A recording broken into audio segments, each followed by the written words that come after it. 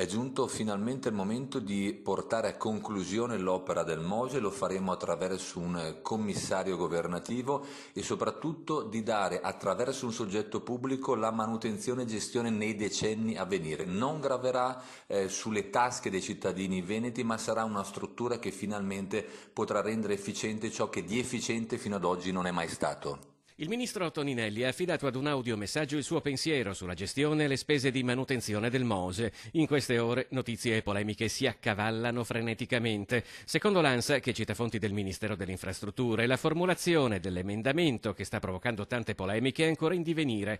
Il deputato veneto dei 5 Stelle, Federico D'Incà, ha annunciato di avere avuto rassicurazioni dirette da parte del ministro che la manutenzione del MOSE non graverà come tassa di scopo sui veneti, ma peserà sulla fiscalità generale. Ma che la tassa sul MOSE la paghino i turisti ha irritato il ministro Gianmarco Centinaio, che ha annunciato battaglia. Vista da Palazzo Balbi, poi, che si chiede al Veneto di pagare un'opera nazionale e per la regione inconcepibile. È imbarazzante sentirci fare queste richieste in un momento nel quale noi facciamo un'altra bella richiesta, che è quella dell'autonomia. Quindi no a questo modello, si trovi un'altra soluzione, noi siamo a disposizione per i ragionamenti, ma di certo non per tirar fuori i soldi.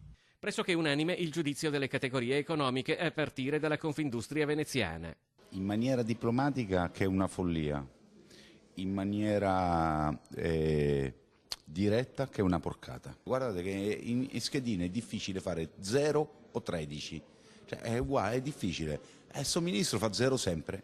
Non meno duro il presidente di Confturismo Veneto e vicepresidente nazionale Marco Michielli, che parla di delitto premeditato. Fra tassa di soggiorno e balzelli vari, ha concluso, il turismo sta diventando una sorta di bancomat. Sul piede di guerra anche l'associazione albergatori veneziani. Siamo purtroppo in presenza di un ministro delle infrastrutture che non è in grado evidentemente di operare secondo i dettami del comune buonsenso ed è certamente non all'altezza del ruolo che dovrebbe rivestire.